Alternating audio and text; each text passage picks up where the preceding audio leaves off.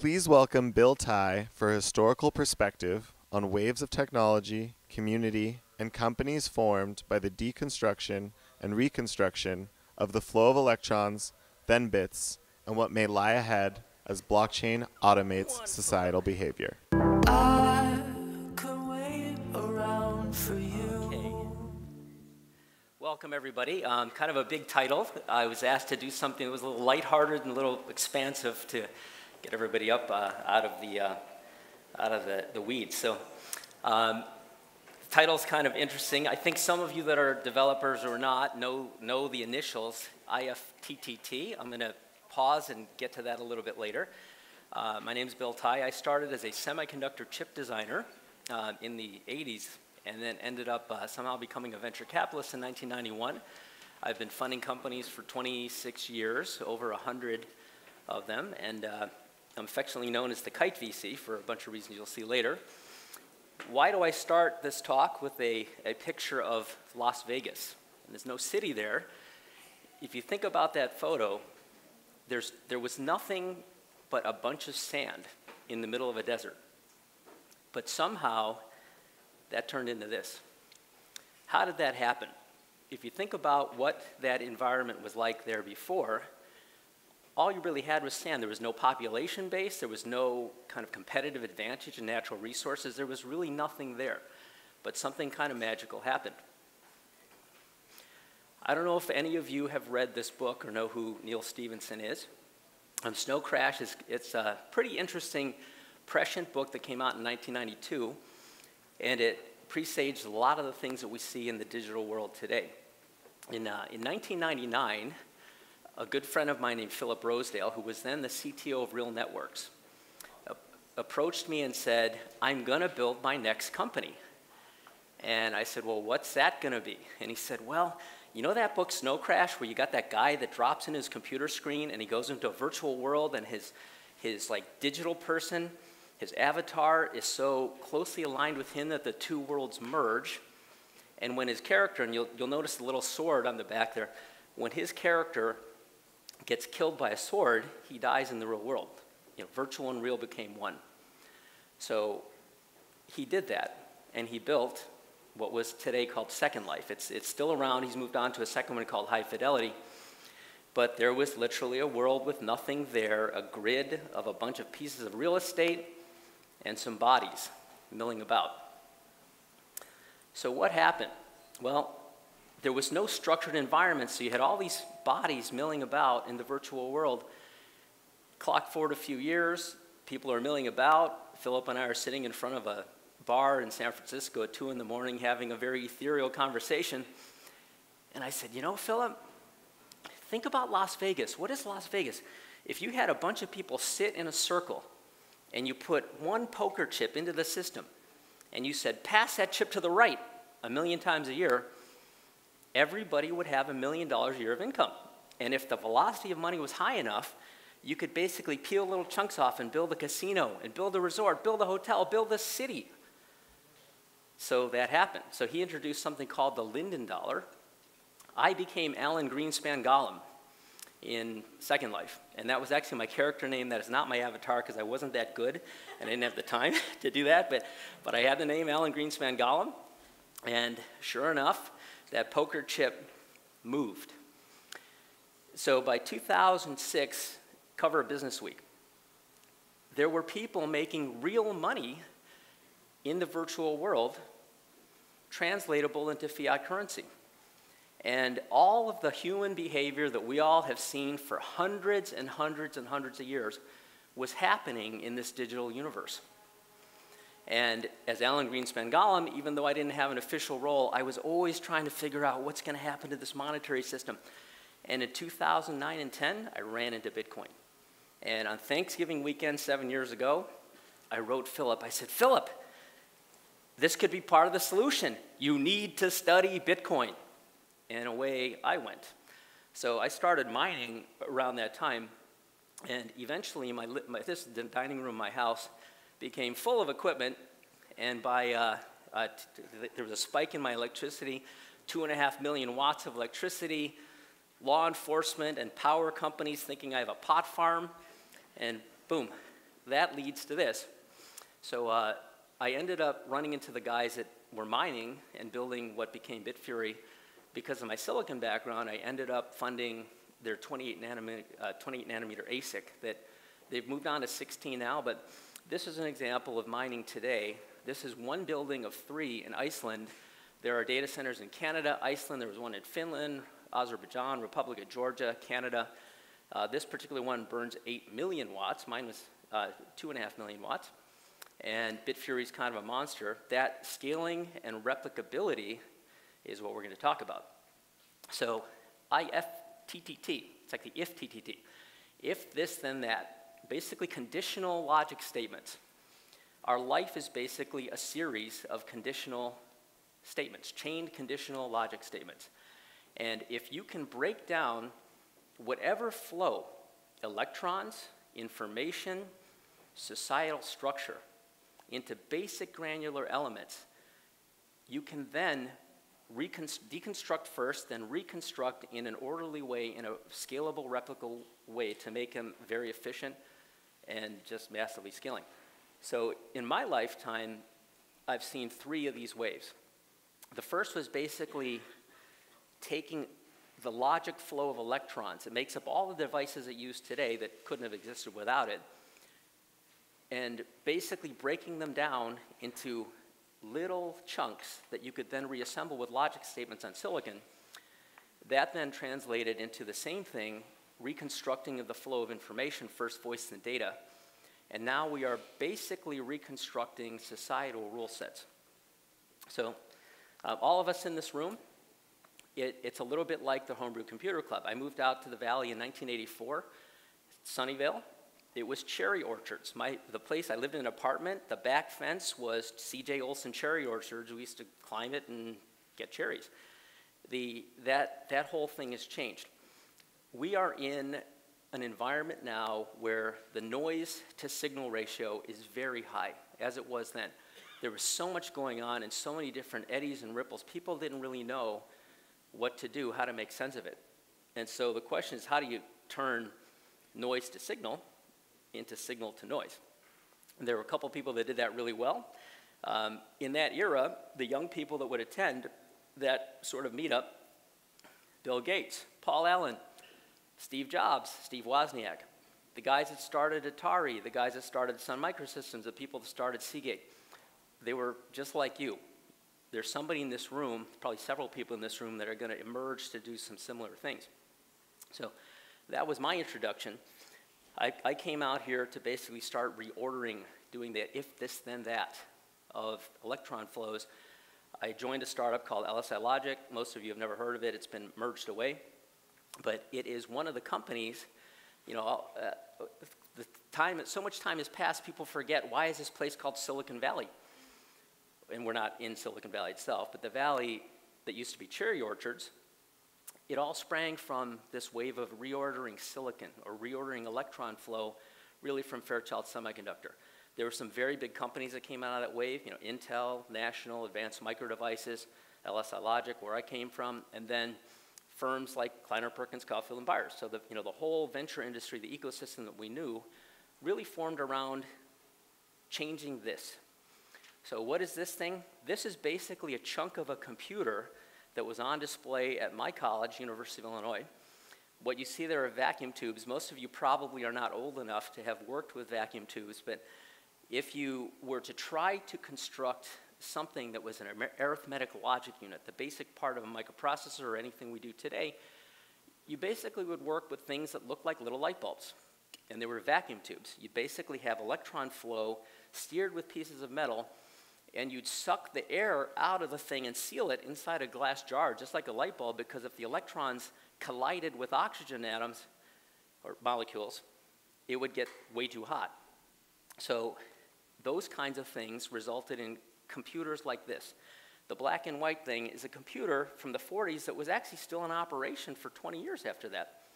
The thing in the color is a memory subsystem. And just to kind of put in the palm of your hand what this thought is, this is 12 bytes of memory. This, if any of you when you were a kid took a nail and wrapped some wire around it and put a battery on that and made an electromagnet, that was memory. if you had a coil, those are basically iron rings with wires around them to create an electron flow through a piece of iron, and you could tell whether it was a 1 or a 0 depending on which way it was flowing by sticking another wire in it and seeing if there was kind of impedance or resistance or not. So what does that mean? So 12 bytes, 5 megabytes. 5 megabytes in that era weighed 1,000 kilograms, 2,200 pounds. The iPhone 8 is launching today, or this period of time, 64 gigs. That would be 28 million pounds of memory.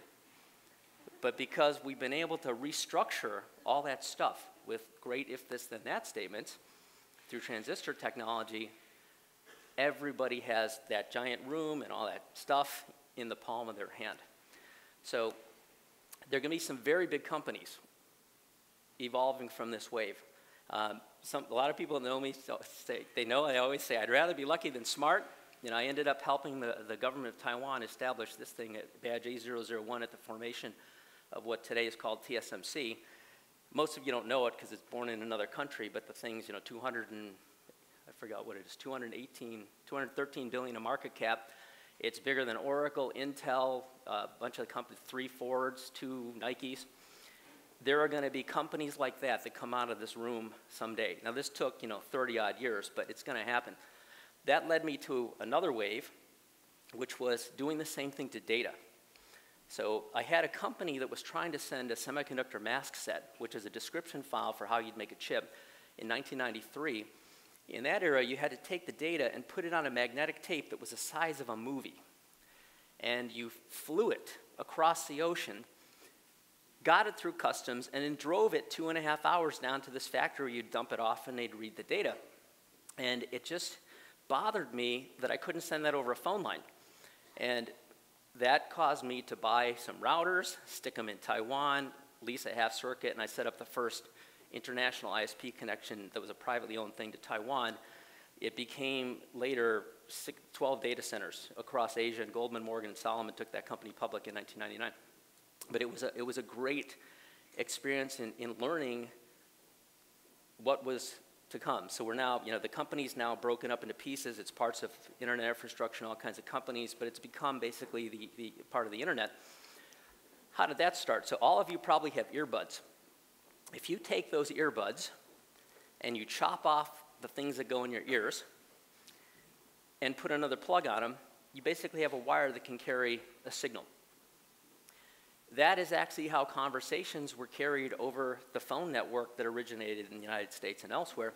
You would actually physically have to have a wire that connected, say, from Boston to New York to Chicago with many hops and on to San Francisco to make a long-distance call. Super, super inefficient, just like those vacuum tubes. Eventually, people figured out that it was much better to have many, many lines strung across in all kinds of directions, and you could basically take the voice patterns, chop them up into little ones and zeros, sprinkle them widely across the whole network, and have them reassemble on the other side. Super efficient. And then voice eventually just became a data packet along with everything else. And now the world is kind of covered with optical fibers sending little if this then that statements of all kinds of things that we know today as the internet. And thank you, AirSwap, for this graphic. So now, now we take the 2 waves that we have as a foundation, and we're now at the point where we're going to be able, as a community, to take human behavior, human-to-human agreements, law, finance, governance, and break those things down into granular elements and then build on top of them smart contracts that basically automate some of the things in a very efficient way. It's going to make a lot of things previously not scalable, super scalable going forward. So I think we're going to see a bunch of societal change. As I said, we have seen this before in the internet era. And if you wanted to pick on one area, banks, and I'm not really picking on them because like telcos are still important today. Banks will still be important tomorrow. They'll just be different. If you think about the role of TCP/IP as a protocol inside the internet, allowing the digitization of those little packets and then the reassembly and then the building on top of it applications, that's quite a good proxy for, I think, what will happen to finance in general. If you think about what a bank is today, a bank is really, at its very core, a ledger of who owns what when. So the record, the institution, knows who owns what when and can tell you or tell another institution. Obviously, you guys are all here because you know the blockchain automates that, so everything knows who owns what when all the time, and you don't have to ask. So what happens when you take the very core value of a bank and make it automatic? It's kind of interesting. So that, you know, the telcos weren't under that exact threat, but the packetization took away their revenue models on $3 a minute phone calls because they could be turned into data packets, faxes. It used to be very expensive to send a fax. Now it's just bits like everything else, can't tell what they are. They're little atomic elements, just like electrons in vacuum, that used to be in vacuum tubes, then silicon. They're flowing over the network and reassembling in all kinds of ways. All that work led me to 4 years ago, I was on Necker Island. I run a startup competition with Richard Branson. And I was with the guys at Bitfury because I'd funded them. And we just had this epiphany together, like, wow, you know, you could basically swap out what is a Bitcoin running on this Bitcoin blockchain for other stuff. And not only is it good for, you know, commercial purposes, there are all kinds of interesting things you can do around the theme of societal change. And so we created the Blockchain Summit on Necker Island for social good. We just finished our third one, and the talk at Ethereal Summit is to bring it to this point, a bunch of different things. We built that very first one around a gentleman named Hernando de Soto. And you've probably seen a lot of activity in a bunch of countries that are not as evolved as this one in the United States, where people don't have clear access to title. If you happen to, this presentation is going to come with a bunch of book recommendations, whether it's Snow Crash or Mystery of Capital. So Mystery of Capital is a fascinating one. Hernando defines the granular foundational building block of capitalism as clear title to an asset. If you're a squatter, your tendency is to kind of take what you can from the land, run away when the authorities come. If you own that property, you want to make it better, and you have a title that you can take to a bank and get a loan, and then start to invest and build. 2 billion people of the 7 billion on this planet are not titled. So, you know, we're at this point where the world growth rate is sort of just slowing and it's trying to get somewhere but can't.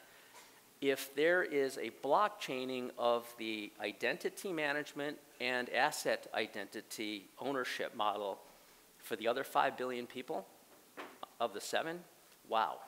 I mean, the world economy, I think, could go to a whole other level. So that was the first exercise, and we actually had a group of engineers put together an architecture that got put into Keiko Fujimori's election campaign in Peru. She lost the election, but the program's still kind of kicking around. At the very last blockchain summit just a few months ago, we got behind Power Ledger, and you guys may have seen it because it was the first ever ICO out of the country of Australia. Think about where we are today with power companies relative to phone companies. Looks kind of like what it did before deregulation in the United States. You have kind of monopolies, pseudo-monopolies over geographies, but if you could basically cut those little packets up, tokenize electricity, regulatory change is required. Think about the impact on a place like the Caribbean during the storm. A hurricane rolls through BVI, through Barbuda, through Puerto Rico. You have millions of people that do not have electricity for months and months because there was a central point of failure. If you could basically create a peer-to-peer architecture where there were hundreds of thousands of small solar roof generators throughout Puerto Rico, for example, trading in a marketplace where the energy was tokenized, you wouldn't have the problems that you have today. It would be a totally different ballgame, much better for society, and you could hold a token that's effectively a virtual battery. You know, so there's actually a real value proposition in taking big chunks of things like electricity and turning them into little nuggets that can be freely traded on a marketplace. There's another one I'm working on that won a startup competition I threw in Oslo, Norway, that is dealing with carbon credits. So there is an organized system by the United Nations to have these carbon credits out there. If you're a company that needs to buy your slot to pollute, what this company is doing today is they're getting companies to, at Christmas, instead of giving everybody a bottle of wine, they write a big check, everybody gets a certificate that says you donated 20 million bucks to own a piece of the carbon credit, and they basically buy in mass chunks of the carbon credit, throw them away, retire them. Makes it more expensive for people that want to pollute. Very noble. So, I'm helping them think through, wow, how do we turn this into a true tokenization, granularization of the carbon credit marketplace system, and can we get enough critical mass to really move a market, which I think is possible. I'm not, I don't want it to be a specifically anti-Trump statement, but somebody's got to do something, and if the whole crowd can do it together, why not?